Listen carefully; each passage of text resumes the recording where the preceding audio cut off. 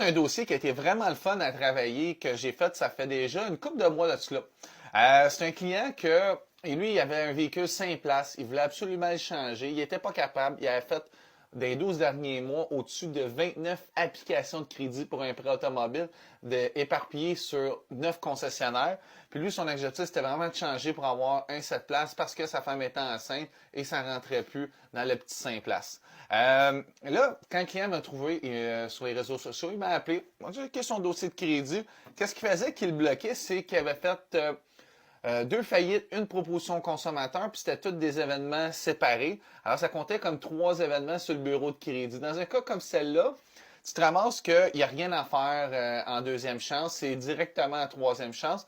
Mais le client, malgré tous ces événements-là, il y avait eu des prêts automobiles relativement bien payés. Sur les 6 dernières années, sur 2 prêts automobiles qu'il y avait eu, un en troisième, un en deuxième chance, il y a eu seulement 2 retards de 30 jours.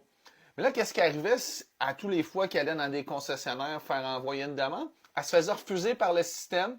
Et au lieu de prendre le téléphone puis de parler avec un analyste et de regarder à l'interne qu'est-ce qui se passait au niveau des paiements, ben, il prenait le dossier, il le mettait au coin de la table et passait au prochain dossier. Moi, j'ai pris le téléphone, on a parlé avec un analyste avec qui j'étais habitué de faire affaire avec. On a pris le temps de regarder son historique de paiement parce que ça faisait déjà 4 ans qu'il avait l'auto. Puis, pendant les 4 ans, il avait fait la proposition, puis il avait fait la faillite. Il avait l'option de mettre l'auto dans la faillite et dans la proposition. Il ne l'a pas fait. Il a gardé son auto, puis en plus, dans tout cet historique de paiement-là, il y avait, oui, eu un retard de 30 jours au niveau du bureau de crédit, mais seulement 3 paiements manqués. Puis on s'entend quand chaque année, tu as 26 paiements sur des paiements en 2 semaines, puis ça fait déjà plusieurs années que tu as le prêt. C'est pas grand-chose pour un prêteur de crédit spécialisé. C'est là qu'est-ce qui est arrivé? On est passé d'un dossier refusé à un dossier qu'on a eu un taux 15% plus bas que qu'est-ce que le client payait présentement.